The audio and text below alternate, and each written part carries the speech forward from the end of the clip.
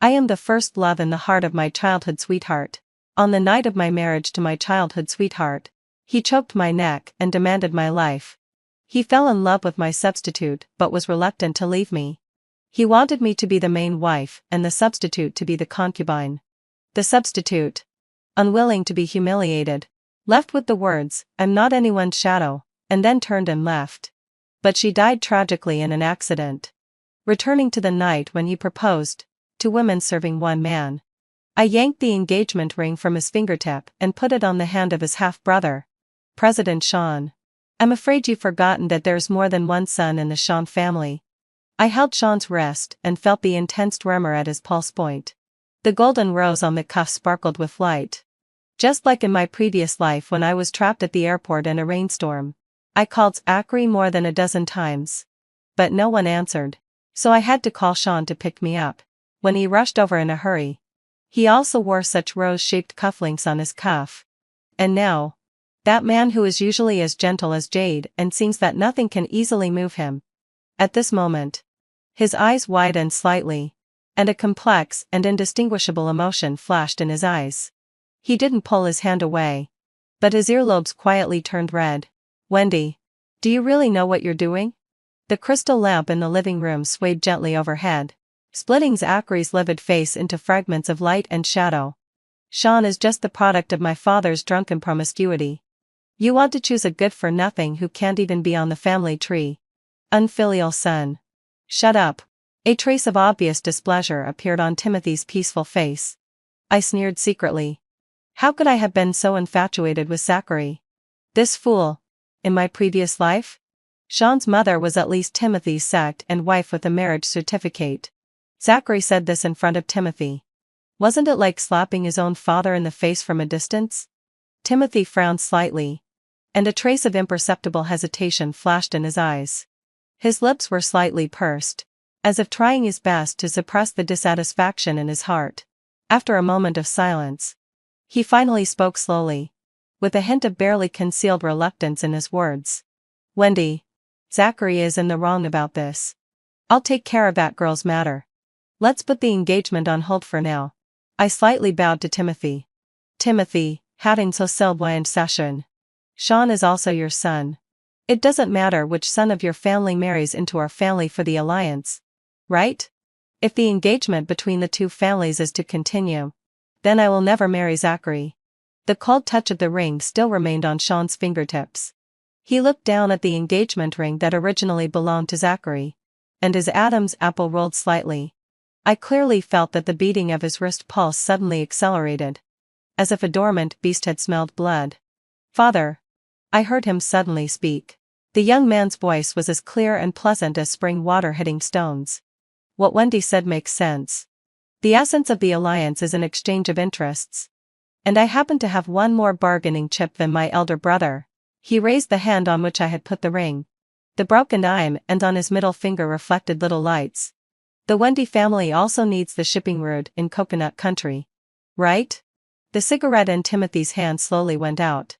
In the previous life, this shipping route was taken by Zachary 3 years later and became a handle for him to counter and threaten the Wendy family. But now, Sean casually used it as a bargaining chip for the engagement. I suddenly remembered that before Sean was exiled in the previous life, he had given me a document on a stormy night. Seeing that he was soaked all over, I casually stuffed it into the safe and pushed him to the bathroom to get Zachary's clothes for him to wear. "Do you think a ring given by a woman can change anything?" Zachary swung a punch at Sean, which was blocked by Sean with both hands. The punch missed, and he angrily smashed his fist on the coffee table. Cracks in the glass spread like a spider's web. Sean smiled gently. "Elder brother, you're wrong." He pulled me behind him and gently wrapped one of his hands around mine. "It's Wendy who chose me. A more suitable partner for the alliance." After returning home from the Timothy family, I lay on the big bed in my bedroom, recalling all that had happened in my previous life. In my previous life, when Sean picked me up from the airport and took me back to the wedding room prepared for Zachary and me by the elders, what I saw was Zachary lying on Coco's lap, and Coco was massaging his head. Seeing me suddenly come back, they hurriedly got up. Coco explained that because Zachary had a headache and finally fell asleep, she turned off his phone. She also carefully told me to take good care of Zachary. Zachary seemingly complained that she meddled too much but didn't show any sign of blame. In front of me, his fiancée, they seemed like the engaged couple. Since it was just a business alliance, I didn't care much and was indifferent. Zachary thought I was angry and frantically tried to please me. He also prepared a grand banquet to confess his love to me. Who knew that Coco was working as a waitress at the banquet? When she saw the scene of him confessing his love to me, she actually dropped the wine glass in her hand, turned around, and ran away in tears. Zachary ignored my obstruction and also hurriedly chased after her. And when I was trying to pull him back, I was pushed away and fell on the champagne tower and got hurt. It was Sean who took me to the hospital. I happened to be reborn on the day I woke up from the hospital. Thinking of the scene when I just woke up during the day, Sean was sitting in front of my hospital bed, peeling an apple. The sunlight outside the window hit his face. I could clearly see his drooping eyelashes and the fluff on his face. I couldn't help but be stunned. And then I hugged him tightly. Sean's body stiffened for a moment. He put the things in his hands aside and hugged me back. If you want to cry, just cry. In the previous life, with my help, Zachary established a firm foothold in the Sean family. Sean, this younger brother, was also exiled abroad by him. After marriage, I was locked up by Zachary. He left different scars on me every day. He choked my neck and made me suffocate briefly. I died painfully under his torture. But after my death, my soul still lingered in the world. He announced to the outside world that I had suffered from depression before marriage and committed suicide at home. Only Sean didn't believe that I would commit suicide. He rushed back to the country but only saw my urns. Zachary directly sent me for cremation. Sean didn't give up. He kept hiring people to try to find evidence that I didn't commit suicide. But he was framed and drugged by Zachary. His tendons were cut, and he was sent to a mental hospital. My soul drifted with Sean. I saw him lying on the bed in the mental hospital, his eyes slightly open, and 2 lines of desperate tears streaming down. After Sean said that sentence during the day, I hugged him tightly, and my tears wet his clothes. The warm temperature in my hand let me know that I was back. Sean. This is the Sean I know. Not the Sean in that dream-like previous life who was locked in the ward, unable to take care of himself in daily life, with only darkness left in his eyes. Since I've been given a chance to start over in this life, I'll fulfill Zachary and Coco, protect my family whom I love and who love me. And Sean, I'll never forget the last tears he shed. I won't miss you again, Sean. The next day, I explained the situation of the engagement to the elders in my family. I emphasized the matter between Zachary and Coco, as well as that Sean and I were in love with each other. The news that the engagement between the 2 families was changed to Wendy and Sean quickly hit the hot search and firmly occupied the top of the hot list. I returned to work at the Wendy family group. At this moment, the man sitting in front of my desk propped his chin with one hand. Don't you regret choosing me, Wendy? Sean suddenly asked. His gaze was hot, as if it could burn through me. I closed the file in my hand and asked him in return. Then do you like me? Do you regret cooperating with me like this? He didn't answer. Instead, he reached out and stroked my neck gently, as if through time and space. He was touching the bruises on my neck from being choked. I held his hand. Just as I was about to speak, his kiss stopped me. I tasted the taste of blood. Sean bit his own tongue. He stood up and put a ring on the table. It was the one I took off from Zachary's hand and gave to him. I don't want someone else's ring. I threw the ring into the trash can. Turning around, I saw him push a velvet box in front of me. Inside the box, 2 plain rings were placed side by side. On the inner side of each ring, JWQSX was engraved. In the previous life, Zachary always said that my name should always be behind his. Just like the Wendy family should always make way for the Sean family. It was in a hurry. There was no time to customize. I engraved these myself. When we get officially engaged, I'll give you a new one. I bought a pink dime and at the auction in Country F the day before yesterday. I think you should like it. when Sean and I started frequently going in and out of various celebrity banquets together. Thunderous news hit the headlines.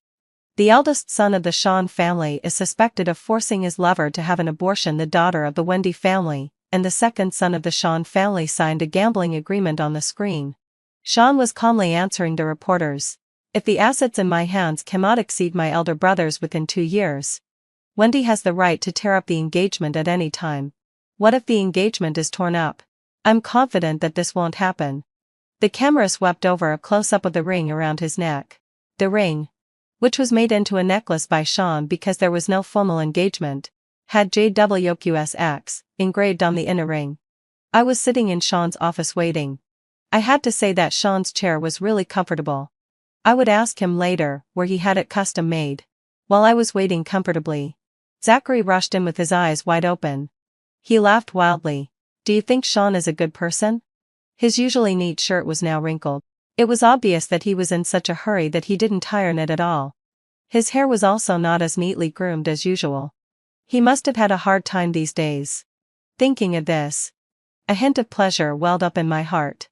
I looked at him coldly and spoke unhurriedly. Zachary, you'd better worry about your little lover first. Wendy, are you so intolerant of Coco? Would you rather be with a bastard? Zachary's eyes were blood red, as if I had betrayed him, like a wolf that wanted to tear me apart. Since that day at the Timothy family, I had been deliberately keeping a distance from Zachary. I was fully focused on the work of the Wendy family group and usually attended various banquets with Sean. Now, seeing Zachary's appearance, I couldn't help but overlap his figure with the one who tortured me in my previous life. The scenes of me being tortured in my previous life surged up in my mind. At that time, he also looked like he wanted to tear me apart, just like now. I took a deep breath, tried to calm my mind, looked up and stared at him, and a mocking smile curved the corners of my mouth. I'm the only daughter of the Wendy family. Why do you think I should cooperate with you in this farce of 2 women sharing one husband? Zachary, do you deserve it? Zachary seemed to have been hit in a sore spot. His face turned red. His hands were clenched into fists, and his fingertips turned white from the force. Sean is getting close to you just to oppose me. He's just a bastard who can't show his face in public. Looking at Zachary's appearance, I found it extremely ridiculous. Was I really brought down by such a fool in my previous life? I picked up the teacup on the table, took a small sip, and then said, You keep saying that Sean is an illegitimate child, but in my opinion, he is much more responsible than you. Zachary was about to say something more when, at that moment, the door of the office slowly opened. Sean walked in. His smiling face frowned the moment he saw Zachary. Sensing the tense atmosphere in the room, his eyes quickly swept between me and Zachary, and he walked quickly behind me and took hold of my shoulder. Feeling the warm temperature on my shoulder, I felt more at ease. Big brother, if I'm not mistaken, this is my office. Please leave. Sean issued an order to expel the guest. Just then, a phone rang. Zachary quickly answered it, and Coco's voice came from the other end of the line. Zachary, my stomach hurts so much. Upon hearing this, Zachary's face showed anxiety. He gave us a fierce glare and left in a hurry. I pulled down the hand that was on my shoulder and held it. Did Zachary force Coco to have an abortion? It doesn't seem like it. The person behind me moved to my side, turned the chair to face him, bent down and pressed his lips to my forehead, then looked at me with an innocent expression. I really didn't do this. This was getting interesting. I thought to myself. The hot search. The eldest son of the Sean family is suspected of forcing his lover to have an abortion, had been trending for a long time. Zachary came to me in such a fit of anger. It must be that he couldn't get it removed. So who was behind it? Was it related to Coco? I remembered that in my previous life, Coco also died unexpectedly around this time. Zachary put the blame for her death on me. After we got married, he continuously encroached on the Wendy family and tortured me. So was Coco's death in the previous life not an accident either? I sat in the spacious and bright office of the Wendy family group, looking at the mountain of documents on the table. My brows furrowed involuntarily. Since I took over the Wendy family group after returning to the country, There have been continuous voices of opposition within the group, even though I have led the group to secure several influential major projects recently. Those voices of doubt have never stopped. Sean has also been extremely busy during this period, and we haven't seen each other for a long time when I think about it carefully. Thankfully, having Foso Lee, Zachary and Coco haven't caused any trouble either. However, the fact that Coco has been targeted in both lifetimes is like a thorn in my heart.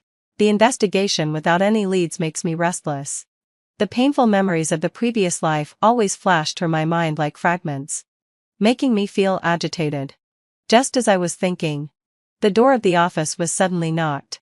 My assistant cautiously poked her head in, looking a bit hesitant.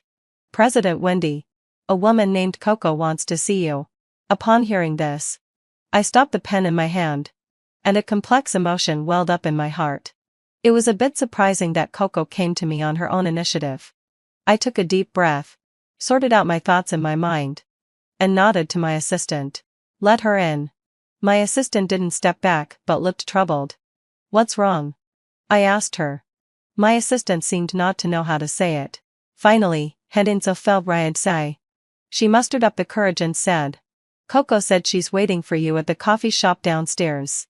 I was slightly taken aback and secretly guessed Coco's intentions. She specifically invited me to meet at the coffee shop instead of talking in the office. What was she worried about? Or was there someone in the coffee shop that I definitely wouldn't let into the company? "Zachary." I put down the pen in my hand, organized my thoughts, and said to my assistant, "I see. You can go out now." After that, I picked up my coat and walked towards the elevator. When I entered the coffee shop, as expected, I saw Zachary. He was wiping the corner of Coco's mouth. Coco was wearing a simple white dress, and a few strands of her hair were tucked behind her ears. They really made a good couple. I walked straight to the opposite side and sat down, interrupting their intimate atmosphere. Waiter-eyed like an Americano. Surprisingly, Zachary didn't act like a firecracker as he usually did when he saw me. Had he learned to be quiet in the past few months? On the contrary, Coco, who used to always keep her head down in front of me, pretending to be a vulnerable little flower, now sat up straight when she saw me and stared at me resentfully. "What do you want from me?" I asked straightforwardly. Coco sneered. "Wendy, you really act well. Are you the one targeting me?" Her eyes were fixed on me, as if she wanted to get an answer from my eyes. I met her gaze and said seriously, "Whether you believe it or not, I can assure you that I didn't harm you. I also want to know who is targeting you." Coco obviously didn't believe my words. "Wendy. You." Just then, the waiter brought the coffee, interrupting the words that were about to come out of Coco's mouth. I was really a bit helpless. I wasted time meeting with Coco, hoping to find out something, but one person just kept shouting my name, and the other didn't even say a word. We sat there in silence. And finally, Zachary spoke. "Wendy, you should know that Sean is getting close to you just to consolidate his position in the Sean family. He's just using you. Coco didn't do anything wrong. She was heavily criticized because of the previous hot search incident and almost committed suicide by jumping off a building. What you did was really despicable. After all, Coco is a girl, but you used her innocence against me." I rubbed my ears, suspecting that the two people opposite me really couldn't understand what I was saying. "I didn't do this. Can't you two understand?" Zachary clenched his fists in frustration and finally couldn't control his emotions. "If you didn't do it, then who did? Don't you just see that Coco?" "What about Coco?" I keenly sensed the key point. Coco was silent for a moment, then suddenly raised her head and looked directly at me. Her eyes filled with determination. "Wendy, I didn't want to say this. Do you think your seemingly happy family is really that good? You and I, we have the same blood flowing in our bodies."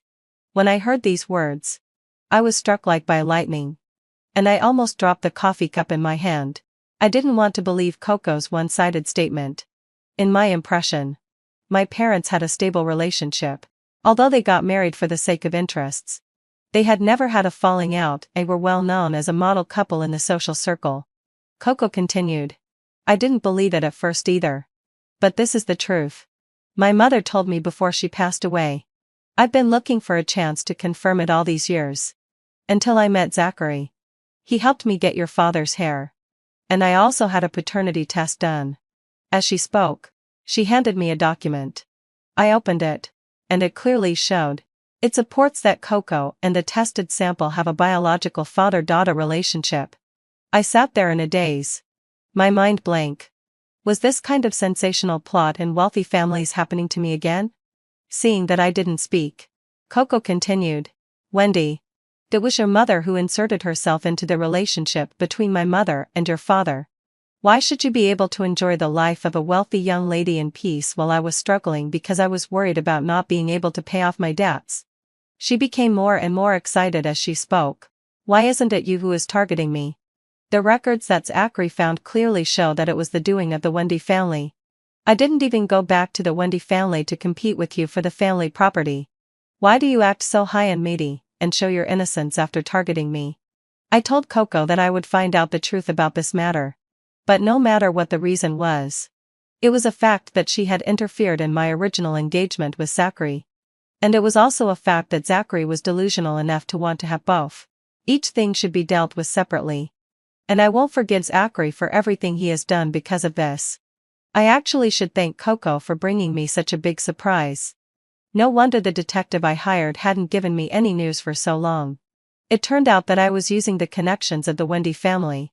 During the days I've been working in the Wendy family, I can also feel the exclusion towards me within the group. If the idea of having me take over the Wendy family was originally a scam, then it made sense. Although I really didn't want to believe it. The family that I always thought loved me was very likely the mastermind behind this scam. I received too much information all at once and couldn't recover for a while. I secretly hired a new detective to investigate this matter without telling my family. The Wendy family happened to be working on a major project recently.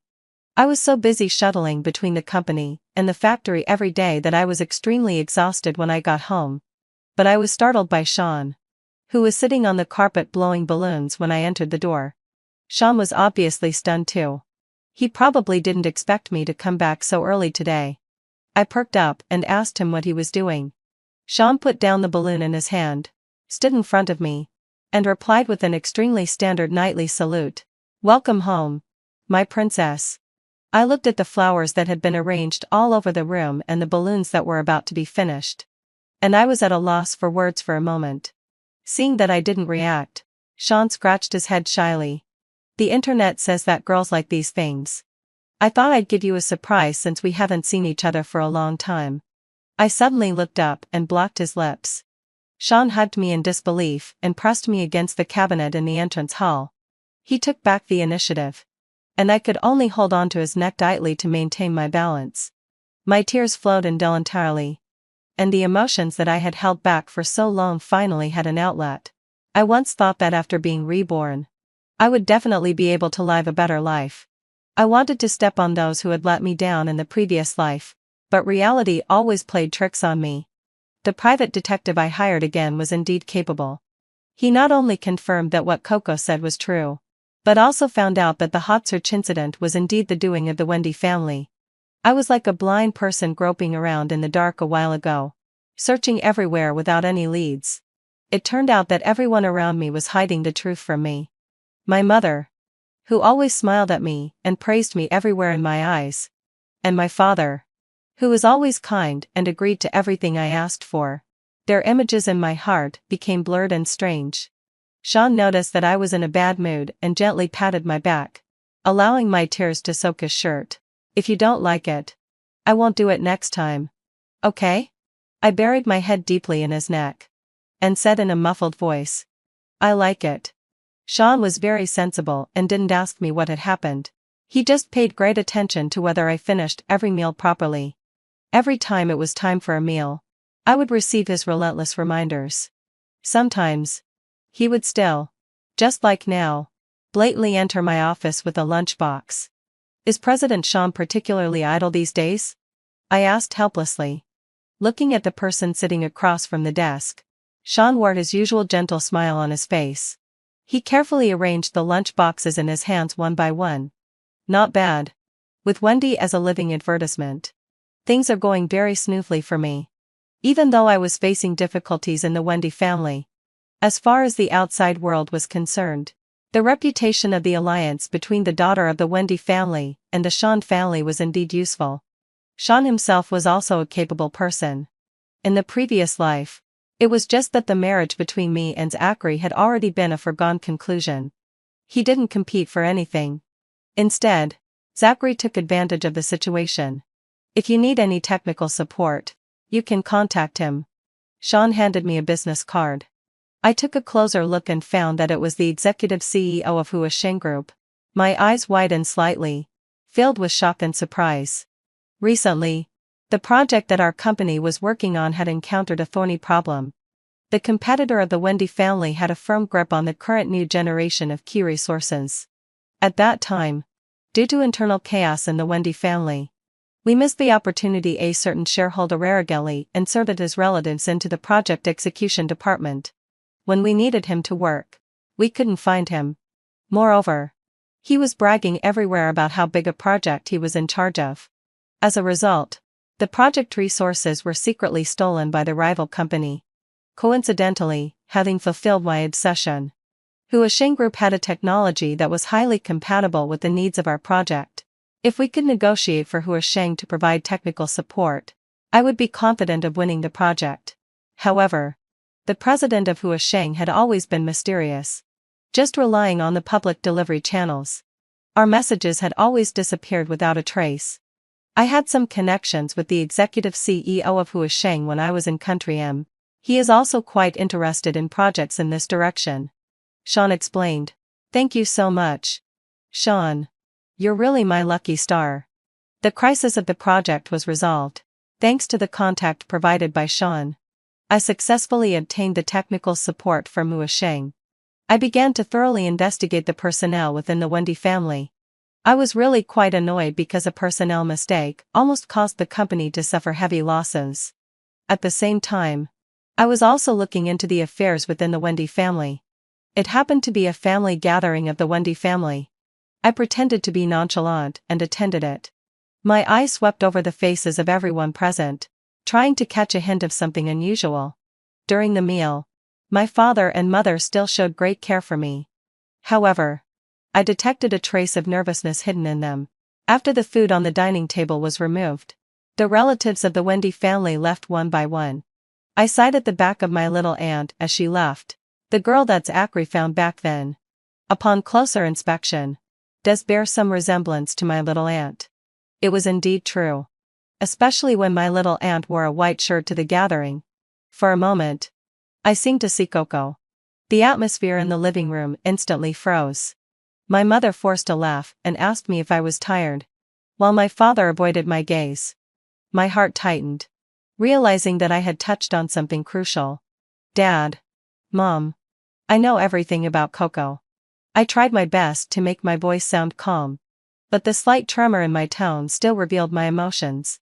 Even though I had already investigated everything clearly, I still wanted to get the answers from their mouths. My father's face turned livid instantly, and my mother also looked a bit unnatural as she lowered her head and pursed her lips.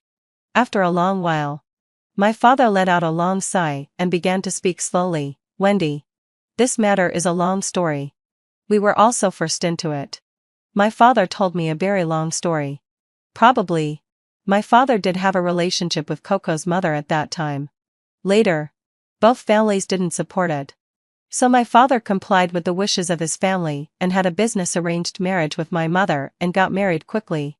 A year after the marriage, when I had just been born, Coco's mother came to our house and said that she was pregnant at that time and had given birth to Coco. Coco's grandmother thought it was shameful that her daughter had a child out of wedlock and drove her daughter out of the house.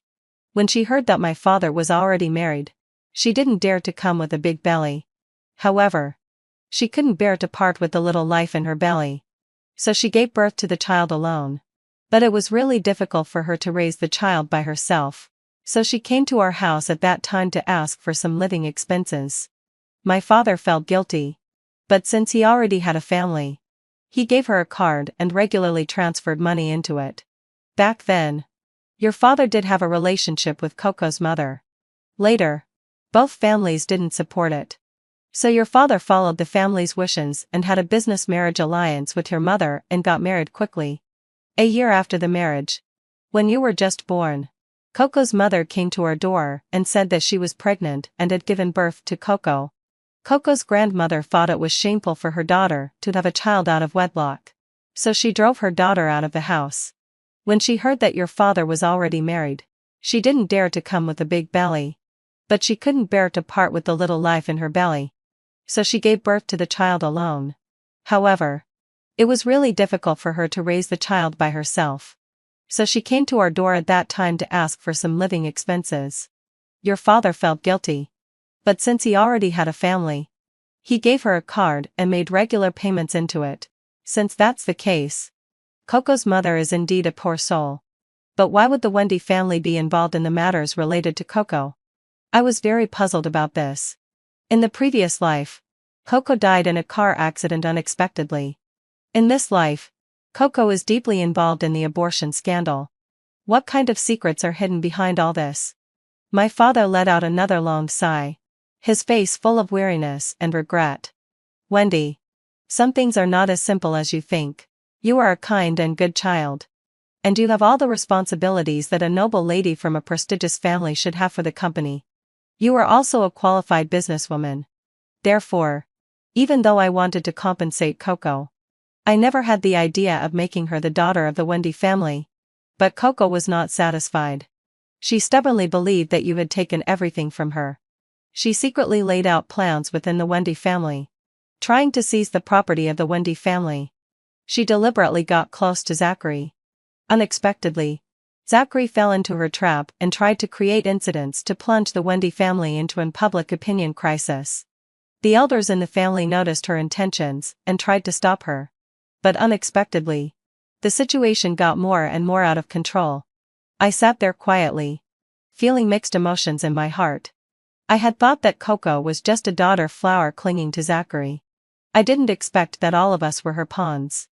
I remembered that in the previous life, after I returned to the country, I focused on helping Zachary establish a foothold in the Sean family. After marriage, when I tried to resist Zachary with the power of the Wendy family, I suddenly found that the entire Wendy family was already under Zachary's control. It was ridiculous that in this new life, I still thought that the two of them were clowns. The successive me's made me feel that it should be me who had a red ball on my nose. However, I was glad that my parents' love for me was as strong as ever. I couldn't help but tell myself, Wendy, you are really happy. I pulled myself together and carried out a more careful investigation within the Wendy family group. I listed some suspected people and sent people to investigate their relationships with Zachary and Coco. It turned out that half of them had financial transactions with them. The shareholder who had stuffed people into the execution team for the project that was only resolved because we got in touch with who was Shang was actually among them. Zachary and Coco were very cautious. The destination of each financial transaction was a shell company. Based on this information alone, we couldn't sue them at all. So I simply carried out a major cleanup of the Wendy family group and secretly bought up the scattered shares of the group. These scattered shares were bought in Sean's name. I stripped away the power of some of the people that Zachary and Coco had inserted. I ordered that all subsequent decisions must first be reviewed by me to prevent the remaining people from taking advantage of the situation. Sean had recently been expanding into foreign markets. The shipping route in Coconut Country that he had once given to me as a bargaining chip was also successfully transferred to my name. Sean said that it was left to him by his mother.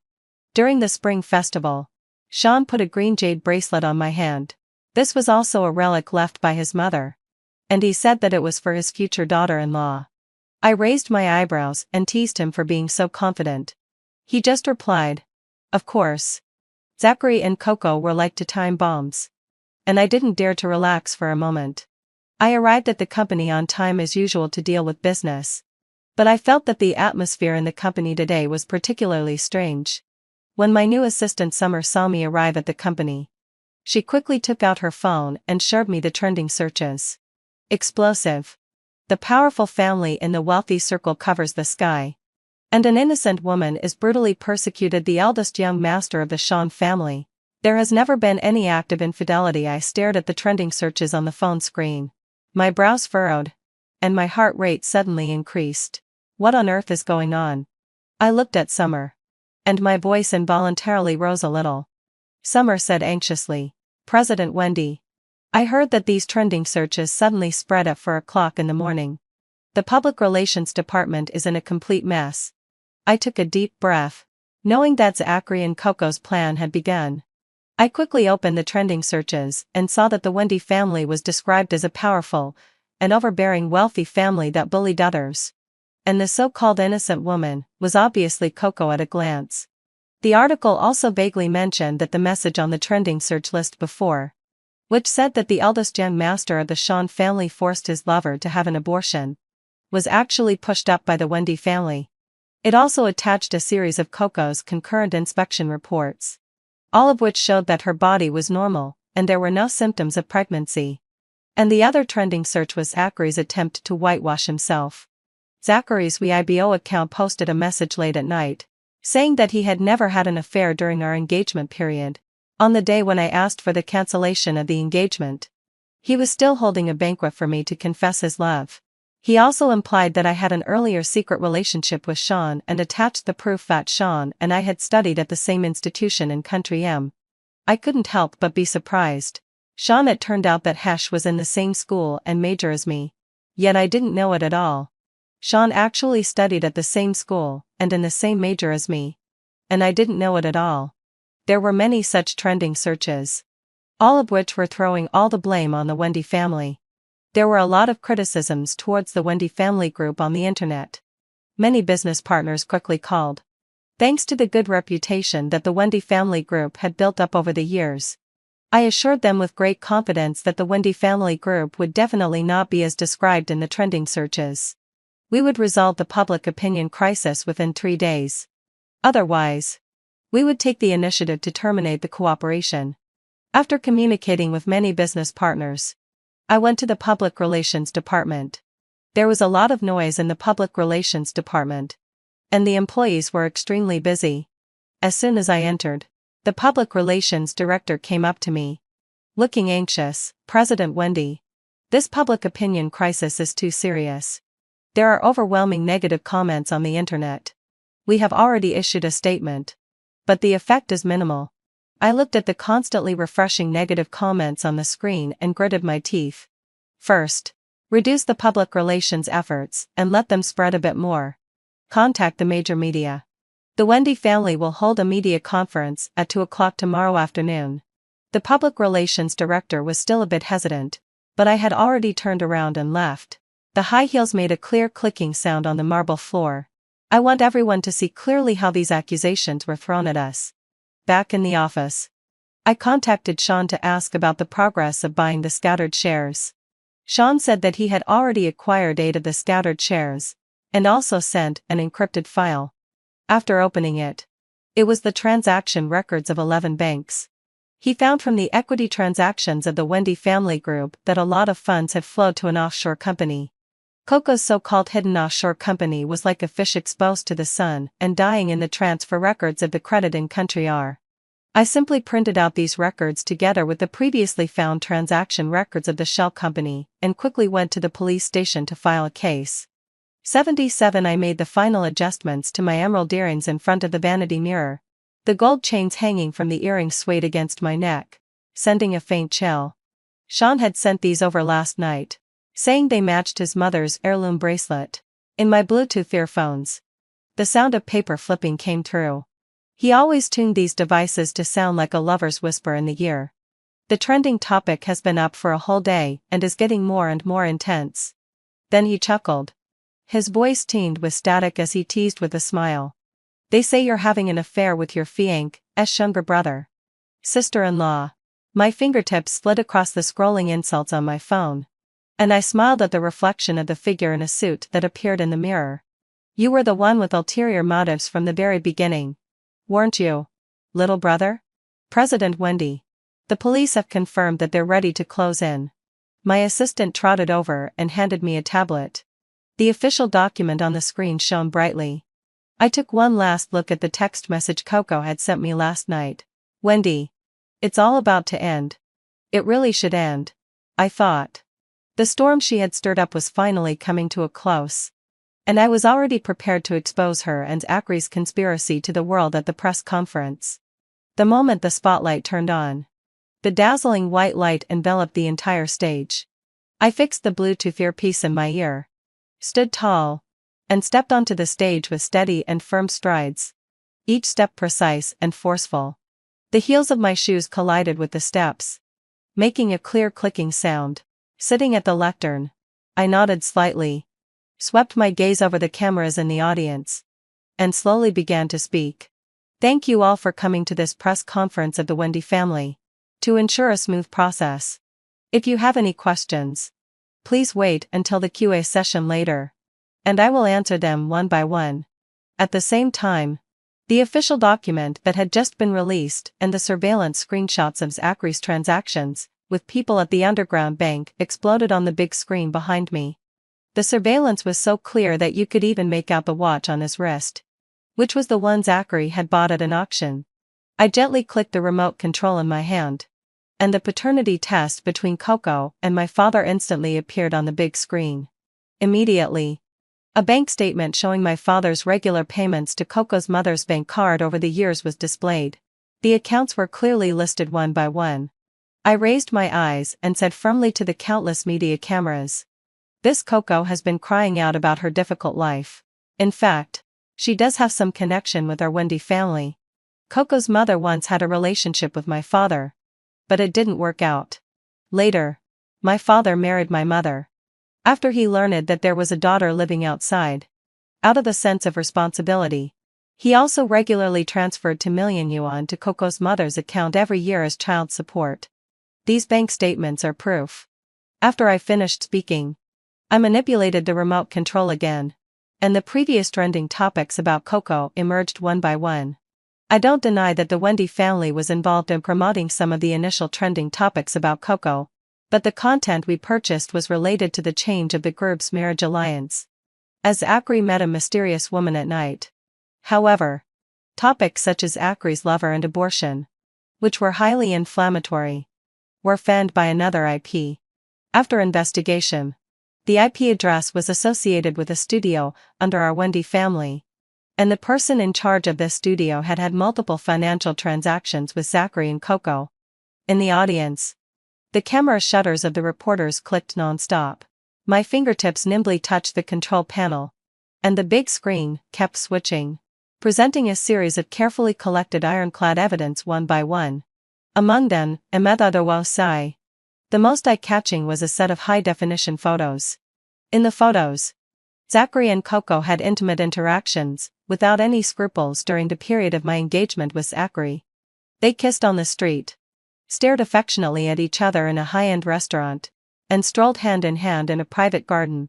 Each photo was crystal clear, showing their closeness, and was accompanied by the shooting time. When I returned to the lounge, Sean was sitting on the sofa, his posture straight. He was pinching a piece of flannel in his hand, focusing on wiping the rose decorative cuffs on his wrist. I casually picked up a cup of coffee from the tray that Summer had just brewed, looked up at Sean with a hint of inquiry, and asked softly, "How long have you known about those photos of Zachary and Coco?" Sean's hand paused. He stood up, walked steadily behind me, put his long arm around my waist, leaned down slightly, and rested his head on my shoulder. "I've always known. I just hinted at it to you vaguely before, but you didn't pay attention." I suddenly remembered that in my previous life, Sean had indeed hinted to me several times that Zachary was not a good man, but I just thought that marriage was nothing more than a bargaining chip in the family's interest game. No matter who I married, it was just for business dealings. Zachary's personal love life was as irrelevant to me as floating clouds in the sky. Not to mention that later, when Coco died unexpectedly, at that time, I simply thought that this change would only make the marriage alliance between the two families more stable. I never noticed the undercurrents hidden behind it at all. I gently rubbed my face against Sean's. Sean's hair brushed against my cheek. The tablet on the coffee table was playing the news from the just concluded press conference. Compared with the financial struggles among the wealthy families, of course, the public was more interested in the more widely spread gossip. With the help of the Wendy family's public relations department, the trend on the internet had suddenly reversed.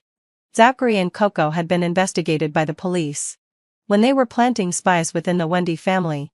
The evidence of their transactions through an offshore company had unexpectedly become ironclad proof of their money laundering chain. Sean drove me home. But at the door, we saw Zachary. He just stood straight outside my house, surrounded by a gloomy aura, and his eyes were quietly fixed on Sean. "You win." After a moment of silence, 3 words slowly came out of his lips. As soon as he finished speaking, he suddenly pulled out a small knife from his sleeve and rushed towards Sean like a madman. Fortunately, hadn't fulfilled my anxiety. Sean reacted quickly. With his agile skills, he countered Zachary. But his left shoulder was still slashed. I quickly took out my phone and called the police.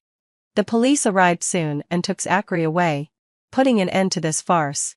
I brought Sean into the house and found the first aid kit to bandage him. Fortunately, the knife in Zachary's hand wasn't very sharp, and Sean had dodged in time, so the wound wasn't deep. Hiss, as if the iodine was irritating the wound. Sean couldn't help but make a sound. Under the bright lights of the living room, half of the buttons on Sean's shirt were undone. He was sitting on the sofa, with his shoulder half exposed. His lower lip was bitten white from the pain, and fine beads of sweat appeared on his forehead. For words couldn't help but come to my mind's seductive scene. My throat tight and slightly, and I involuntarily swallowed a mouthful of saliva. I carefully wrapped Sean's wound with gauze. I packed up the first aid kit and said, my voice a bit unnatural, "Hurry up and button up your shirt." Hearing this, a smile curved the corners of Sean's mouth. He slowly started to straighten his clothes. But the left shoulder of his shirt was torn by Zachary, and it looked very strange. "Sister, the clothes are torn." Sean raised his eyes, and there seemed to be a thin layer of mist in his eyes. My ears tingled when I heard this address. I reached out and touched Sean's hair. It was fluffy. With his current expression, he looked like a puppy wagging its tail, asking for a pat. "I've already called someone to bring some clothes." When Sean heard me say this, as if he wasn't willing, he buried his head in my abdomen. His voice was muffled. "Can't you say you have clothes for me to wear?" I looked at Sean, who was completely different from his usual gentle appearance, and secretly found it funny. "But this is my house. Where would I get men's clothes?" Sean looked up at me and replied stubbornly, "I've prepared them for you at my place. Besides clothes, I've also prepared shoes, toothbrushes, hadn't filled my sigh, and toiletries in pairs." I was speechless. During this period, Sean and I had both been busy with our careers and rarely got together. I had never been to Sean's place. Not long after the shirt I had ordered for Sean was delivered, Sean's assistant rang my doorbell again and brought a bag of clothes. Sean took it and found a place in my cloakroom to hang up several sets of clothes before he was satisfied. I didn't stop him. I just thought that such a wardrobe looked very comfortable.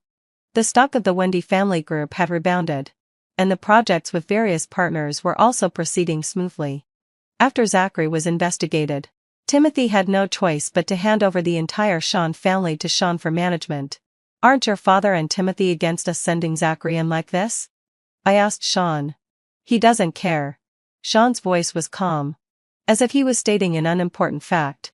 "Zachary has always thought that my mother forced his mother away. In fact..." Sean paused, his eyes drifting into the distance, as if he had fallen into a distant and complicated memory. "So, so. Zachary's mother cheated on your father?" I unconsciously lowered my voice. "Yes. When my mother met Timothy, Timothy had already divorced because of this matter. My mother and Timothy got married in France. Before they returned to the country, Zachary's mother left him. He has always stubbornly believed that my mother destroyed his family. So, Timothy and Zachary's mother had once truly loved each other. He didn't want to shatter the image of his mother in Zachary's heart, but it had brought indelible harm to Zachary. He had turned a blind eye to the struggle between the two sons. It was difficult for him to find a balance between the two sons. So he chose to escape." I couldn't help but sigh. After the police investigation was over, Coco and Zachary were sentenced according to the law. The evidence chain of their overseas money laundering records was clear. And they couldn't be cleared at all. During this process, the police also found that Zachary had additionally transferred a part of the funds to France. Coco was completely unaware of this record. When she saw Zachary, she went crazy and shouted, "It was you who wanted to use public opinion against me."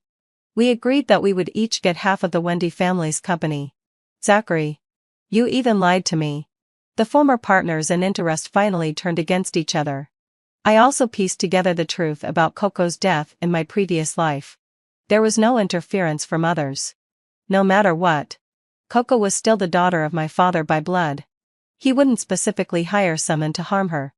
It was just that when Coco died in my previous life, I was completely focused on helping Zachary gain a foothold in the Sean family. I didn't notice at all that the Wendy family had been drained by the two of them like a scent. Zachary was actually somewhat similar to me in a way. We were both businessmen who valued our own interests the most. Coco's schemes were too similar to his. And she was even more ambitious. What he needed was someone like me in my previous life. A tool that could help him. And Coco wanted too much. He couldn't allow someone who was plotting against the Wendy family today to potentially get involved with the Sean family in the future. Perhaps he had some feelings for Coco. But for him, interests were more important than those feelings. By getting rid of Coco, he would have both the Wendy family and the Sean family. And he resented that it was my existence that prevented Coco from being with him in a proper way. How ridiculous. In the most prestigious resort manor in this city, a much-anticipated engagement banquet was about to be held. The lawn of the manor was like a soft emerald carpet. Sean was wearing a custom-made black suit. The straight-cut suit accentuated his tall and slender figure. There was still the familiar rose-shaped cufflink on his sleeve. You seem to cherish this cufflink very much. Was it also left by your mother? I glanced at his cuff through the mirror, where the rose sparkled. He gently shook his head and showed a reminiscent smile. You gave this to me. I was full of puzzlement and tried hard to search in my memory. But I had no impression of it at all. In Country M. I finished my studies early and once went to your school for an exchange program. Sean stared at me through the mirror. And his voice unconsciously became gentle. At that time, I was working on a project, but my mother passed away due to illness. I rushed back to my home country for the funeral, and then flew back to Country Inn to continue the project. During a project cooperation event, I was alone in a corner. Because I was not in the mood to communicate, I was dressed casually. You noticed my unusual state. Seeing that my cuffs were not fastened, you picked out this pair of cufflinks from your accessories and handed them to me. And also said with a smile that you hoped they would bring me good luck. As Sean spoke, his eyes looked at me even more tenderly. He slowly walked towards me and placed a kiss on my ear. As you wished. I am indeed very lucky. Originally, had une fausse blanche. When I found out that you had an engagement with Zachary, I was about to give up. Unexpectedly, you chose me again. I widened my eyes in surprise. Indeed, I didn't remember seeing Sean on the campus in Country M. But the things Sean described made me feel a ripple in my heart. Among all the people at that time, he had shoulder-length hair. The hair fell freely, covering his face tightly so that people couldn't fully see his appearance. When there were youthful boys and girls all around, his appearance particularly caught my attention. I subconsciously raised my hand and put my long hair on both sides of Sean's cheeks. There was a glimmer of surprise in my eyes. Sean, you look really good with long hair. I couldn't help but look up and down the person in front of me until his ears turned red again in shyness. The band was playing soft music in one corner. The stage for the engagement banquet was surrounded by flowers. The background was a huge flower wall made up of more than a dozen kinds and thousands of roses, exuding the rich fragrance of roses. The sunlight filtered through the leaves, casting scattered lights. Sean put a ring inlaid with a pink dime and on my finger. Inside the ring band, JWQSX, was still engraved. Wendy would always rank first in Sean's heart. I had a difficult labor during a vaginal delivery. My husband and mother-in-law both said to save the baby. Only my sister-in-law knelt in front of the doctor, saying that they must save me. The moment our eyes met, I understood that in this life, we were both reborn. After dying from a difficult labor, I was reborn. And I was directly reborn on the night I died on the operating table. A dazzling white light flashed into my sight. I looked dazed at the doctors and nurses who were rescuing me. We can't continue with the vaginal delivery. Immediately take the cesarean section operation agreement to the pregnant woman's family members for signature. Damn it. This rebirth really couldn't have come at a worse time. This was exactly when I died on the operating table last time. Even if I cried and begged, my husband didn't sign that cesarean section agreement, because my mother-in-law said that a vaginal delivery was good for her grandson. She had given birth to 2 children in her time without any problems. So I surely could give birth too. And what I regretted the most was signing that power of attorney before giving birth. The doctor said that as long as the power of attorney wasn't revoked, even if I agreed to the operation, if my husband, Neville, didn't sign, I couldn't enter the operating room. I could already predict the outcome. I lay peacefully on the delivery bed, neither crying nor shouting, quietly waiting for death to take me away again. After all, the bowl of mango soup I drank in the underworld just now tasted quite good. Slap, suddenly. A loud slap sounded. I was stunned for a moment. Could Neville be so outrageous as to hit the doctor? I rubbed my forehead. How embarrassing. Then, what a sigh. A doctor rushed in. The family member has signed. Transfer to the operating room immediately. What? Signed? I'm not going to die? No way. I was eager to go drink mango soup. I was lying on the hospital bed and was pushed out of the delivery room. Seeing me being pushed out, Neville's family immediately surrounded me hypocritically. Especially my mother-in-law. Her acting skills were comparable to those of an award-winning actress. She completely lost the look of insisting on my having a vaginal delivery just now. Regina rotted beside my bed, holding my hand tightly with both hands. Serena. You must hold on. You must give birth to the grandson. Our old Neville family can't be left without an heir. I just didn't understand. Regina's surname is Lee. Whether the old Neville family has an heir or not has nothing to do with her Lee family. Does it? I was just about to speak when my sister-in-law beside me spoke faster than me. Regina. Stop talking nonsense. Serena's life is more important than anything.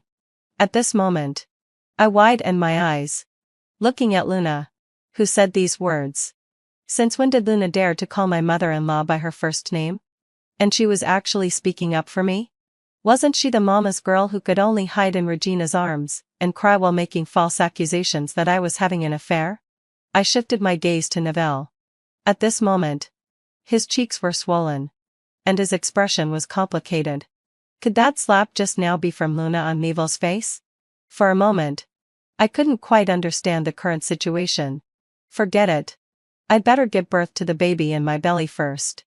The moment I was pushed into the operating room, I saw Regina and Neville pulling the doctor, saying that they must save the baby. The moment the operating room door closed, I caught a glimpse of a kneeling figure. The baby can be sacrificed, but Serena must be kept alive. I heard it clearly. It was Luna's voice. I gave birth to a son. My mother-in-law was very happy and held the grandson in her arms every day, loving him so much. The genes of our old Neville family are really great. These big eyes and small upturned nose. He'll surely be a handsome guy in the future. I lay on the hospital bed, waved my hand, and motioned for my mother-in-law to bring the baby over. My mother-in-law came over, smiling brightly. Oh Serena. What do you think would be a good name for the baby? How about Xianzhe? Chen Xianzhe. That's really nice. It sounds like a filial and good boy. I sneered. Zhu Xianzhe is nice too. Zhu? Zhu Xianzhe? My mother-in-law stuttered a bit and looked at me in disbelief. You want the baby to take your surname? Yes. I met her gaze. Is that not allowed? The child I gave birth to at the risk of my life. Why can't he take my surname? My mother-in-law glanced at Neville, who was standing aside studying the diaper. Seeing that he didn't react, she kicked him in the butt. Mom. What are you kicking me for? What for? What do you think? Neville reacted at this time. He put down the diaper in his hand, squatted beside my bed, held my hands, and said affectionately, Honey. I know how hard you've worked and suffered from giving birth. So you consider our child as your own possession. After you recover from childbirth. Before Neville could finish speaking, I interrupted him. Honey. Thank you for being so understanding. Then let's go to a maternity center for the postpartum period. The smile on my mother-in-law's lips froze even faster than the one on Neville's face. Serena. Didn't we agree before? You'll have the postpartum period at home. And I'll take care of you. Mom. You just take care of your dear grandson. You don't need to take care of me. My mother-in-law put down the grandson in her arms. No. Serena. The maternity center is so expensive. Neville doesn't earn much a month. It's not easy for him. You see, it's the same to have the postpartum period at home. The money saved can be used to buy a few more cans of milk powder for Xianzhe. Right? Wrong. A cold female voice sounded from outside the door. Seeing that it was Luna who walked in, I raised my eyebrows in slight surprise. I hadn't seen Luna since her kneeling last time. Luna put the fruit basket in her hand on the bedside cabinet. I've already made arrangements for the maternity center. I'll drive my sister-in-law there tomorrow after the discharge procedures are completed. My mother-in-law pursed her lips, put down the child, and immediately pulled Luna aside, whispering, "The maternity center is so expensive. Your brother only has that little salary. Are you going to pay for it?" "Yes. I've already paid the money." "You've paid the money?" My mother-in-law pressed her chest and took 2 deep breaths. Also, hadn't still Lansai. You just said you'll drive her there. Where did you get a car? Luna blinked, then took out a car key from her pocket and waved it in front of my mother-in-law. A Mercedes-Benz. Just bought it. You child. Why are you so naive? I told you that your brother just had a child and will need to buy a school district house in the future. Didn't you promise to help your brother out with some money before? Why did you buy a car instead? When did I promise? He who claims must prove. Do you have any evidence? My mother-in-law snorted, then glared at Luna and left angrily. I looked at Neville, who was standing aside looking at a loss. Your mom is so angry. Aren't you going to comfort her? Oh, Neville was like a marionette. When someone tugged, he moved. I must have been blind in my last life to have found such a useless husband. After Neville left, Luna sat by my bed peeling an apple for me. I stared at the small knife that kept scraping on the peel. You're not Luna. Luna stopped the movement of her hands, looked up at me, and hooked her lips. You're not Serena either. Luna said that in the last life. Less than a year after I died on the operating table, Regina found a new marriage partner for Neville. On the wedding day, several men from the bride's side made a ruckus at the wedding and directly pinned her down on the bed. She struggled desperately, but her wedding dress was still torn to pieces. And yet, her mother, Regina, was standing right in front of her. When she cried for help while being humiliated, Regina only said, "It's just a wedding. They're just having fun with you. They won't do anything to you." Regina not only left but also closed the door behind her.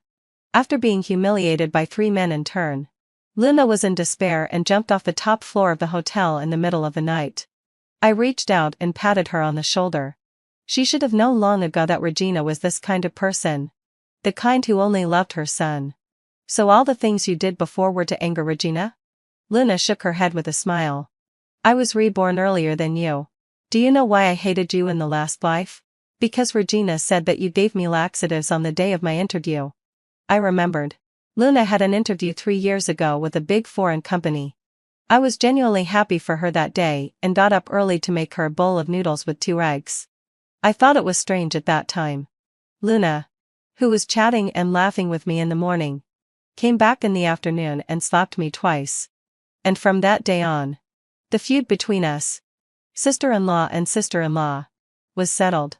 No matter what I did, Luna would oppose me. I didn't. I was just about to explain when Luna interrupted me with a smile. I know it was Regina. Luna's eyes deepened. She was afraid that I would fly abroad and she couldn't control me. So she ruined my interview and framed you. She really stops at nothing to pave the way for her useless son. I raised my eyebrows. Since what she cares about most is this son. Luna's smile grew deeper. Then let her taste what it's like to lose her son. I stretched out my palm and shook hands with Luna. Then let's join hands and completely tear this rotten and stinking family apart. The next day, Luna drove her newly bought Mercedes-Benz and sent me and the baby to a maternity center that cost 1,000 yuan per day. I had only been there for less than 2 hours in peace when Regina came with her useless son to persuade me again. Serena, I just inspected this place. The environment isn't that great. And the food is just ordinary home-cooked dishes. For 1,000 yuan a day, I could cook abalone and seafood for you every meal. The wound on my stomach hasn't healed yet. I can't eat the abalone and seafood you mentioned. I can only eat the home-cooked dishes here. Well, I can also cook home-cooked dishes. It costs more than 40 yuan for over a month here. With that 40 yuan, I could buy so much food at home. Don't worry. Luna has already paid the money. Your precious son doesn't need to bear it. Regina pouted, then continued to persuade me. Although Luna is Nadel's sister, she's not related to you by blood. The money she's spending on you now is just to make you owe her a favor in the future. You live here, not really enjoying any special services, but instead owing such a big favor. Isn't that a bad deal? I nodded in agreement. I think what you said is very right. I'll transfer the money to Luna right now. But since I became a full-time housewife after marrying Neville, I don't have any money. So I decisively chose to transfer the money from the family member card and the close payment service that Neville had set up for me. In less than 3 seconds, Regina received a deduction text message on her phone. Yes. How disgusting. Regina, in order to control her precious son, specifically asked Neville to get another phone card and bind it to his salary card. And then she inserted the phone card into her own phone. Even more disgustingly, Neville thought his mother's actions were completely fine. He really is a useless person. Now I just regret being reborn too late. Otherwise, I definitely wouldn't have given birth to a child with Neville's genes. Regina looked at the deduction message for 40 yuan. Her hands were trembling with heartache. You transferred Neville's money to Luna? Yes? Is there a problem? At this moment, Neville and the nurse who had taken the child to take a bath just came back. Regina could no longer suppress the anger in her heart. She threw her phone at Neville. Tell your wife that either she comes home to recover after childbirth, or get a divorce. Neville actually came to ask me. He didn't even understand the situation clearly before saying, Serena, do you want to recover after childbirth here? Or do you want to divorce me? I laughed and asked him rhetorically. What do you think? When I threw the divorce agreement in front of Neville and Regina the next day, they realized that I wasn't joking. Serena, you really want a divorce? Well, there are always some bumps between husband and wife. You must be feeling depressed because of your unstable emotions just after giving birth. Serena, Mom isn't boasting. A good husband like our Neville is hard to find even with a lantern these days. You won't get any benefits from getting a divorce. Since you want to stay in this post-natal care center, then stay. After you can go to work in the future. Just return the money to your sister-in-law. Regina sat by the bed, holding my hand, and earnestly tried to persuade me. And her son, as the husband in the marriage, stood aside at the moment, saying nothing. I pulled my hand out of Regina's and looked at Neville. Why aren't you talking? Oh. Neville scratched his head and looked at his mother. I listened to Mom. Mom must be doing what's best for me. I sneered. You're really a mama's boy through and through. I really don't know if I'm married to you or to your mother. Neville, I'm putting it out there today. I'm staying in this post-natal care center. And I'm getting a divorce.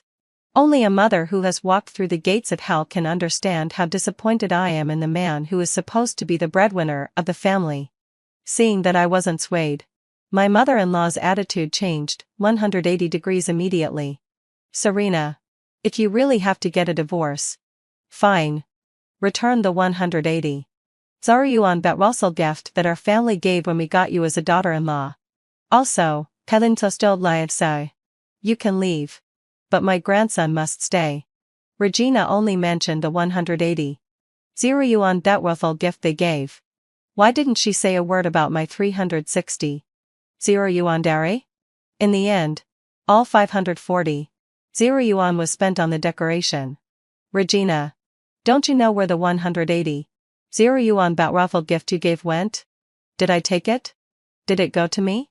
Seeing that I called her by her full name, Regina's face turned pale with anger. Serena. You. Not wanting to listen to her nonsense, I interrupted directly. I can leave the marriage with nothing but the clothes on my back. As long as Neville voluntarily gives up custody of the child, I can give up everything. Regina was in a fit of anger. Hearing me say this, she was not to be outdone. Son, let her take the bastard she gave birth to and leave. I'll find you a younger and prettier one. You're not infertile. We'll just act as if we never got married and never had this child. My son is so outstanding. He can find anyone he wants. We're not going to waste time with you. An old hag. How nice of her to say. Even going so far as to call the newly born child a bastard. Is there anything that Regina wouldn't do? I added fuel to the fire a bit more and argued with Regina for a long time. Finally, heading Fulfdelvia, Regina made the decision from evil. Neville gave up custody of the child, and I left the marriage with nothing. After signing the divorce agreement, Regina and Neville never appeared in front of me again. Neville didn't even come to see his own biological son. During the time I was recovering after childbirth in the post-natal care center, only Luna came to see me as punctually as clocking in at work, showing up in front of me at 6 p.m. Sharp every day. Indeed, Lenata lo sare. Only women can understand and care for women. And someone like Regina, who can't even be called a human being, has no concept of gender. Before I married Neville, we both worked for the same company DQ. At that time, I was the manager of the design department, and Neville was the team leader. Because I recognized his excellent workability, we often had meals together. After getting to know each other better, we confirmed our romantic relationship and got engaged. Due to the company's regulations, married couples couldn't work in the same department. So Neville's family proposed that I resign, get married, and be a full-time housewife taking care of my husband and children at home. Although I was very capable, influenced by my mother's traditional ideas since I was a child, I still thought that women should return to the family. So I readily agreed. Before resigning, I specifically praised Neville in front of our leader. Naturally, having fulfilled my obsession, he took over my position as a matter of course. The next year after getting married, I got pregnant. In the same year, Neville was promoted again and took the position of deputy director of the design department. The deputy director's salary was quite high. I thought I could be a carefree rich housewife taking care of the baby at home, but reality gave me a hard slap in the face. From the moment I got pregnant, Neville started taking back his salary card and replaced it with setting up a family member card at a close payment service for me. I didn't say anything. After all, the limit he set was quite high. But one day, I spent more than 200 yuan on a lipstick. Just after I made the payment, Regina called. Serena, I saw that you just spent more than 200 yuan at some cosmetic store. What did you buy? I frowned slightly. It hadn't been 2 minutes since I made the payment. How did Regina know that I bought something? Mom, how do you know I bought something? A hearty laugh came from Regina on the other end of the phone. Well, you're pregnant. They say a woman's mind gets dull during pregnancy. Neville and I were afraid you'd be cheated, so we asked Neville to leave his salary card with me for safekeeping. I asked him to get a new phone card and bind it to the salary card. You know, Neville has been promoted to deputy director and is very busy. So I'm helping him keep an eye on it, in case the money gets swindled by scammers. I stood there, stunned, and didn't reply to Regina for a long time. So taking back the salary card was Regina's idea. I hung up the phone, picked up the lipstick bag, looked at it, and then touched my 6-month-old fetus in my belly. Is this really the kind of marriage I want? Is it really worth giving up the position I climbed after 8 years to step into this kind of life? But I've already come this far. What else can I do? After the baby is born, will we go back to the way we were? Just like that. I lived in the fantasy I wove for myself, until I got on the operating table. This dream completely shattered. On the day I left the post-natal care center, I called the superior leader of DQ. Linda, the general manager of DQ, was the mentor who brought me into this industry. She is a typical workaholic and an on-marriage advocate. When I left the company 3 years ago, she was in Paris. At 3 o'clock in the morning one day, I received a call from Linda. I was half asleep and hadn't even greeted her yet when Linda started scolding. Serena, you resigned? Resigned to be a full-time housewife? Do you know that you were only 1 year away from being promoted to deputy director in your position? Have you lost your mind? How can you still be so infatuated with love at 28? My mind instantly cleared. I glanced at Neville, who was still sound asleep beside me. I got up and walked into the bathroom, replying in a low voice, Linda, I know you feel sorry for me, but I have to get married eventually. I'm already 28. If I don't have a child soon, I'll be too old. Linda sneered. Who says a person has to get married in this life? Who says a person has to have a child? And you're clearly more capable than Neville. So why shouldn't he be the one to leave DQ instead of you? Linda's question left me speechless. But at that time, I was dead set on getting married. Linda called me for 3 hours that night, but she couldn't shake my determination to resign. Hello? After 3 years. The familiar voice sounded again. Hello? This is Linda. Who's this? It's me, Evatalo. Sorry. Serena. I changed. A sense of guilt welled up in my heart for no reason, making my eyes red and my nose sour. I changed my number. Linda. Serena? I've been so busy. We haven't been in touch since the day you got married 3 years ago. How have you been recently? I looked at the scenery outside the window. Licked my lips. I got divorced. Linda. What? The other end of the phone was full of surprise. I heard from Needle that you just gave birth to a child. How could you get divorced? I laughed, self-deprecating lie. I want to go back to DQ. Is there still a chance? I heard the sound of sudden braking on Linda's side. There's a client who's particularly difficult to deal with recently. The design department has been working overtime for 2 weeks straight, but still can't come up with something that satisfies the client. But the higher-ups have given a strict order that we must reach a cooperation with this client. I'll send all the client's requirements to your email later. You only have 2 weeks. After all, you haven't been in touch with the design industry for 2 years. I need to review the work before presenting it to the client. Okay. Thank you. Linda. After hanging up the phone, I realized that Luna's car had been waiting for me at the entrance of the Post-Natal Care Center for a long time. Is the place you rent big enough? Will my baby and I bother you if we go there? I asked Luna as I fastened my seatbelt. Luna raised an eyebrow. What rented place? I bought it. I turned my head to look at her. Eyes wide. How much earlier than me were you reborn? You even bought a house. About half a year. Luna grinned. The first thing I did when I came back was to buy a house behind Regina's back. She wants to spend my money? Dream on. But it was still too late. Luna met my gaze. If I had been reborn earlier, I definitely wouldn't have let you get pregnant with Miles' child. If I had been reborn earlier, I definitely wouldn't have let you marry Neville. I smiled, looking at the baby in my arms. Round eyes and a straight nose. He really resembled me. I didn't ask for anything earlier. I was already extremely grateful that God gave me a chance to live again. Luna is really a great person. Knowing that I had to prepare a design plan. After work, she took care of everything for the baby, telling me I just needed to breastfeed. Serena.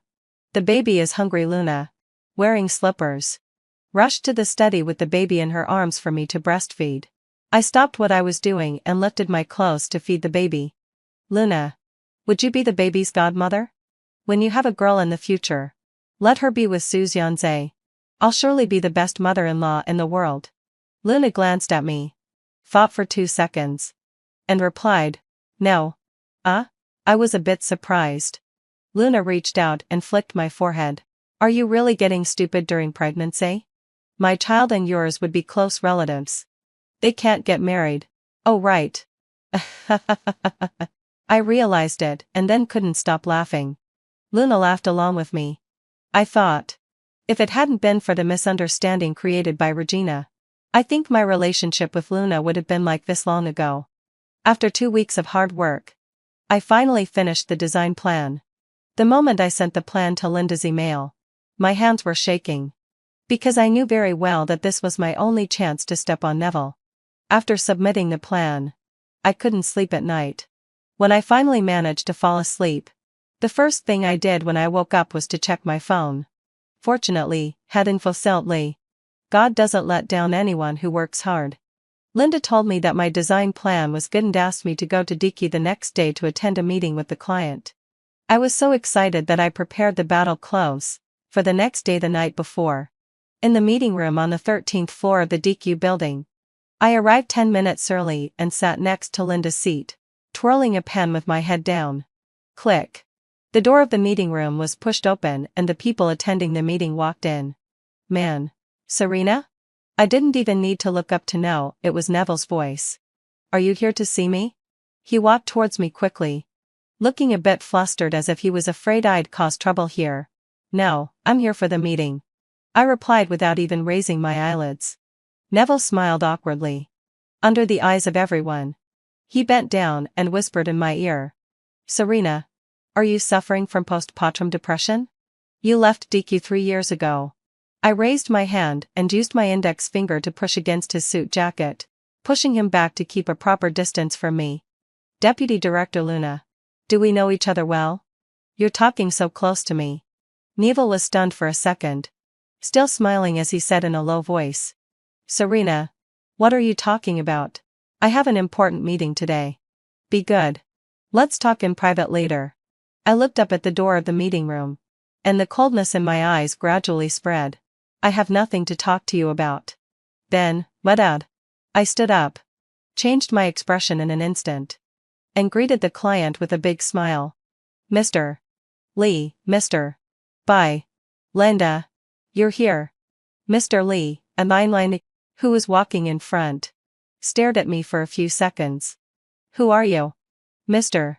Lee strode forward, pointing at me, then turned back to Linda and smiled. I remember her. The first cooperation between me and DQ 3 years ago was handled by her. The smile in my eyes deepened. I walked forward quickly to shake hands with the client. Mr. Lee, you have a really good memory. I hope our cooperation this time will be as pleasant as it was 3 years ago. Seeing me chatting and laughing with the client, Neville stood there like a stone, dumbfounded. An hour later, my plan was finalized by the client. The plan that Neville and his team had prepared for a month was like a joke. It seemed that Neville hadn't made any progress in his workability in the past 3 years. He also messed up his family. I really didn't know what he was busy with all day long. After the meeting, I gave Neville a sarcastic look. This meeting today was to tell him that if I hadn't given up my position to him back then, he might not even have the chance to step into this meeting room today. I won a beautiful battle for DQ. Linda said that as long as I was willing to come back, the headquarters would remove Neville from his position and give it to me. I was willing. Of course I was. Neville cleared out the office, and I moved in. I deliberately arranged a workstation for Neville where I could see him as soon as I walked out of my office. Do you think the revenge is over? No, it's just beginning. The 18th time I walked out of the office and met Neville's eyes. He finally took the bait. After work on Friday, the lights in the design department were dim.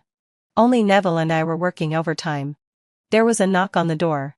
I looked up at Neville outside the door. Come in. Before I could react, Neville knelt down on both knees with a thud. Wife. I was wrong. I regret it. Let's remarry. Okay?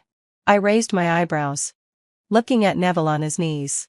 He looked as pitiful as a puppy abandoned and by its owner at this moment.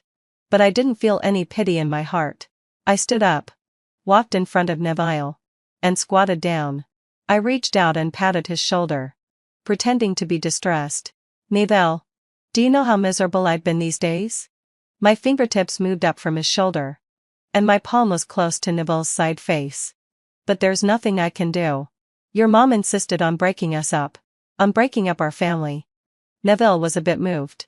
He held the back of my hand, his voice full of remorse and guilt. Serena, I'll talk to my mom. Okay? I'll make her stop interfering in our lives. I lowered my eyes, looking disappointed. She won't listen. Neville. In the 3 years we've been married, has she ever listened to you? Neville held my hand even tighter, his emotions getting excited. His eyes red-rimmed. Serena. She will. I'll make her listen to me. Serena. After being apart from you, I realize that without you, my life has become dull. The act was almost over. I helped Neville up. It's getting late. You should go back first. Otherwise, your mom will call to urge you later. Neville seemed to have a rebellious streak. Serena. I'm not going back. And I won't answer her calls either. I'll work overtime with you today. I raised the corners of my mouth and declined with a bit of sarcasm. Better not. I'm afraid your mom will call and scold me if she finds out. So what if she finds out? I'll call her right now and tell her that it's all because of her making trouble that we got divorced. I had never seen Neville be so tough with his mom. But unfortunately, it was too late. To show his determination, Neville directly called Regina in front of me. Mom. Don't wait for me for dinner. I'm working overtime with Serena at the company. You. Before Neville could finish speaking, Regina's angry shout echoed to the whole office. Neville. Are you crazy? You've divorced that Serena. What are you still hanging around her for? I told you I arranged a blind date for tonight. The girl's conditions are much better than your ex-wife's. Come back right now. Regina was really worried that her son couldn't find a wife. It hadn't been long since we got divorced. And she was already in a hurry to find a new one. Just as Neville was about to say something, Regina angrily hung up the phone. I looked down at the wallpaper on Neville's phone, which was still our wedding photo. Since you have a blind date, you'd better go back quickly. Don't keep Auntie waiting too long. No, Neville grabbed my hand. Serena. I'll work overtime with you.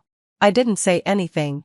Just pulled my hand out of Neville's and went back to my desk to continue working. Neville worked overtime with me until 12 o'clock at night. During this time, Regina called him more than a dozen times.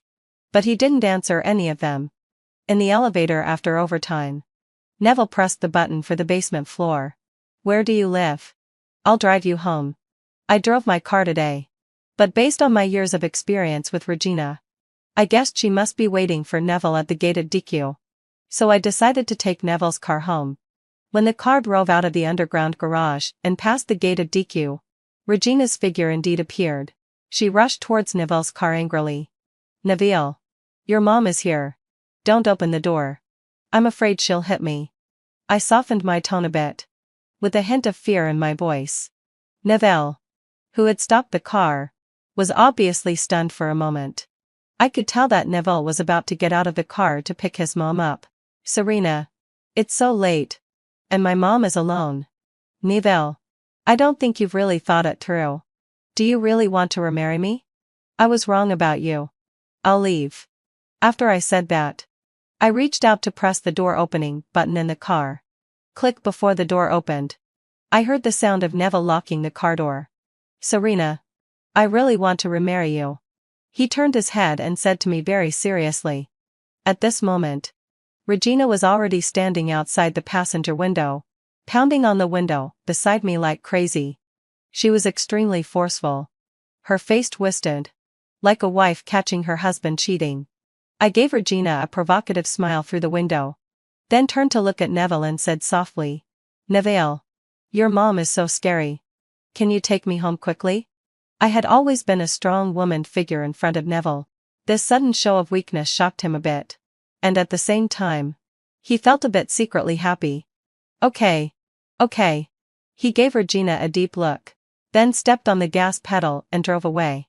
At the entrance of the apartment building, I stopped and looked at Neville beside me. This is it. Thank you. Neville seemed hesitant to speak. Serena, can I come up and sit for a while? I don't mean anything else. I just want to see our son. It was already one. Now. Did Neville really not think what he said was absurd? I picked up my phone to check the time and smiled at Neville. It's too late. Maybe next time. The lateness of the time was one aspect. But the most important reason was that I didn't want him to step into Luna's house with the progress from last time. Neville tried even harder to show himself. He accompanied me to the mall on weekends and bought me bags and gold necklaces without hesitation. From Neville, I learned a truth. For men, what they can't get is the best. I would also give him a little treat occasionally, making him think there was a possibility of us remarrying. After this back and forth for a month, Neville finally got impatient. He invited me to a high-end restaurant and ordered the most expensive French cuisine. Serena, when are we going to get remarried? I pierced a piece of steak with a fork and looked up at Neville. Neville, if we remarry, I'll have to leave DQ again. You know. Before marrying you, I was a workaholic. Now you want me to lose my career for the second time. And I'm not willing. Neville's eyes dimmed for a second. Unless. I stuffed the steak into my mouth and said unhurriedly. Unless what? Neville was like a drowning man grabbing a floating log, and his eyes instantly lit up. Unless you transfer the ownership of our wedding house to me. Neville was stunned for a moment, and his expression became flustered as he explained. Serena, this house was bought by my parents before our marriage. It has not only my name but also my mom's name on it. I can't transfer it. It's simple. You just need to remove your mom's name.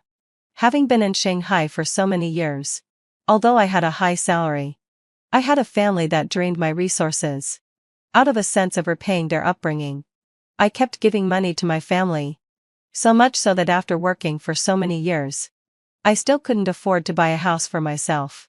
After marriage, a large part of my pre-emerita property was also spent on the decoration of the new house. In Shanghai, where every inch of land is expensive, 540 yuan was far from enough for the decoration. But at that time, I hadn't seen clearly the true nature of Neville's family. So I silently paid the shortfall myself. Now that I think about it, someone as calculating as Regina couldn't possibly not know that 540 yuan was not enough for the decoration. Serena, I really can't make this decision. I reached out and held the back of Neville's hand. Then don't tell your mom that you're transferring it to me. Just find an excuse to remove her name first. I put on the best acting of my life. While gently stroking the back of Neville's hand with my fingertips, I burst into tears. Neville, after going through childbirth, I really have no sense of security. Neville, do I really care about that house? All I want is an attitude. A little sense of security from you. As long as you can show this attitude, I'll go to the Civil Affairs Bureau with you to remarry right away, and the baby will take your surname immediately. Neville, I really still love you. Do you know? After divorcing you, I couldn't sleep at night.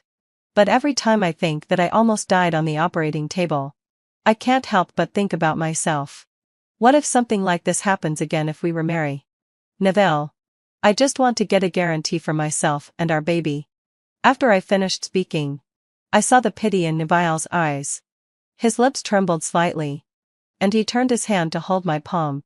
Okay. I promise you. When we walked out of the Real Estate Management Bureau, a woman rushed up and slapped me in the face.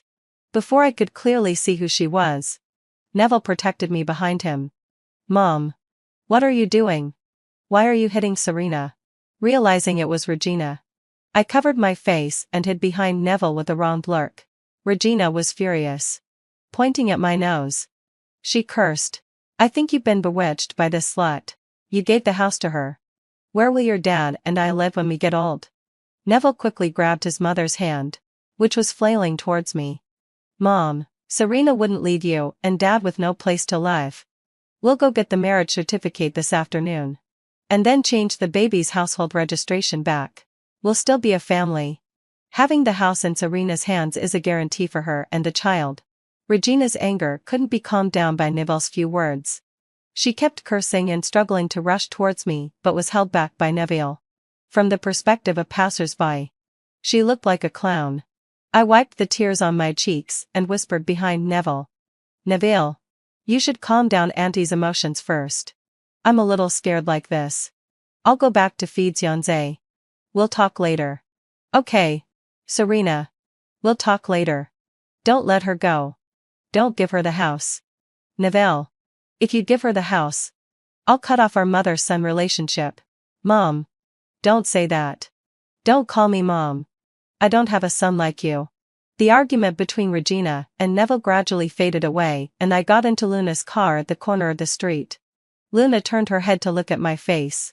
You really got hit? I smiled and took out a mirror from my bag to check. How could I get Neville to stand up for me if I didn't take Regina's slap? Luna nodded and started the car. That's true. But your trick is really clever. Not only did you successfully anger Regina, but you also postponed the time to get the marriage certificate. Of course. After a while, you find an acquaintance to help me sell this house. I'll give you 30 of the money. Luna raised her eyebrows. A lot of money was spent on the decoration of this house back then. You really don't want to live in it? I patted the house property certificate in my hand. People always have to look forward. Besides, I think it's quite comfortable living at your place. Luna curved her lips. I have no problem with you living there all the time. In the afternoon, I received a call from Neville at Luna's house. Neville said that Regina was so angry that she was sent to the emergency room. But what did that have to do with me? Neville also asked me when I would go to get the marriage certificate with him. I turned the tables on him, saying that his mom was in the hospital now and he should take good care of her first. We could get the certificate anytime. What was most important now was Regina's health. Neville didn't say anything. I guessed he agreed. For the next week, Neville took leave and didn't come to the company. Today, Neville called again, saying that he couldn't handle Regina. Regina was determined to cut off their mother-son relationship, and he asked me to take the child to the hospital to see Regina. I refused on the grounds that there were many bacteria and viruses in the hospital, and I needed to breastfeed the child. Neville didn't know why Regina was so resolute, but I did. Because she felt that Mabel was no longer under her control. For a mother who has had control over her son since his birth, the loss of control over her son is a huge blow. But all of this is what Regina deserves. A mother who loses her mama's boy will go crazy. Then what about a mama's boy who loses his mother? He'll become a useless person. Later, Regina was discharged from the hospital. Neville said she had some mental problems and went back to their hometown. Neville still kept asking me when I would go to get the marriage certificate with him. After all that had happened, he still thought I would remarry him. I really didn't know whether to call him naive or stupid. When Luna and I brought the real estate agent to see the house, Neville was lying drunk on the living room floor. Seeing that it was me who came in, he immediately got up from the floor. Serena? Are you here to get the marriage certificate with me? There was a hint of joy in Neville's tone. I declined with a smile. No. I'm here to sell the house. Neville sobered up instantly. He stared at the real estate agent and looked at me in disbelief. Crash! Neville picked up an empty wine bottle on the coffee table and threw it straight at me. I didn't dodge. I did it on purpose. Because I needed him to attack me to complete the last step. When the bottle hit my shoulder, I didn't feel pain, just a sense of relief. The glass got my skin, and bright red blood flowed down my arm. Neville was also shocked. His lips moved. Serena, why didn't you dodge? I didn't answer. I took out my phone from my bag. Hello. Is this 110? I want to report an incident. Someone is trying to kill me. Neville's eyes widened, and then he seemed to understand. He finally seemed to get what I meant.